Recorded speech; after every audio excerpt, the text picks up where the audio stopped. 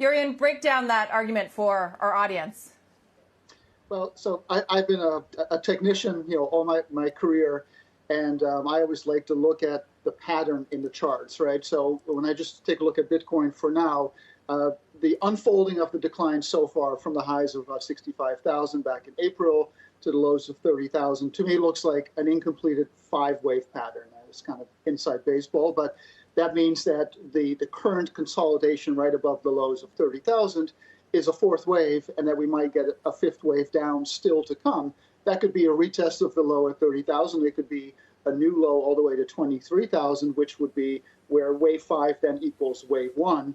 But the problem with wave patterns and Elliott wave theory is that everything looks like one thing until it becomes another. So if we move above 41,000 here, I think that basically negates that whole pattern, and that means that we've probably already bottomed. But to your question about the meme stocks, to me there's a bigger narrative here, and that is that the market cycle, the overall stock market cycle, is transitioning from what we call early cycle to mid cycle.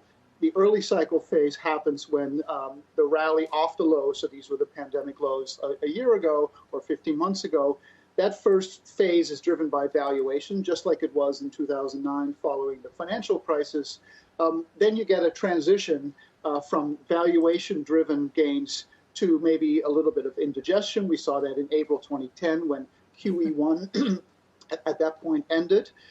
We're kind of in that little, similar stage now. And then from there, you get into the mid-cycle phase where it's earnings that are carrying the market rather than valuation increases. And so we've had these kind of rolling corrections now since February. It was the meme stocks, whether it's an index of non-profitable tech stocks or just retail favorites or even like recent IPOs.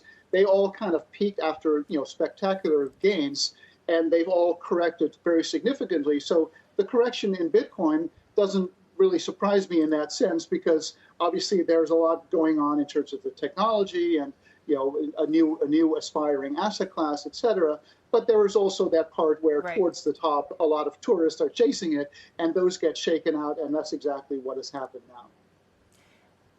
Jurgen, in the case of AMC, when you have, 80% of the investor base are retail investors, many of which say that they're going to hold no matter what, can you apply this kind of analysis? Does it get trickier? Yes, for sure. If you look at the data, from Glassnode, which is one of the data providers on Bitcoin and other cryptos, you can see that the hodlers, the really long-term committed holders, that continues to grow, almost by definition as Bitcoin becomes older. So that's a very steady growth. But on the other side of the holding spectrum, you have what I would call the tourists, who are kind of 3 months or less in the space, and they're just chasing it because it's going up, for instance, and then those get shaken out as the price corrects. And we have seen that, the less than 3 months holders were about 29% of all holdings in Bitcoin at the peak. It's down to 22%.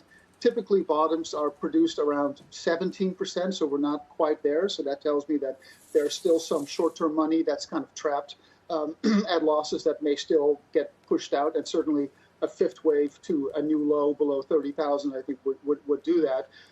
But beyond that are the hardcore believers, the hodlers, who are probably going to be in it for a very long time.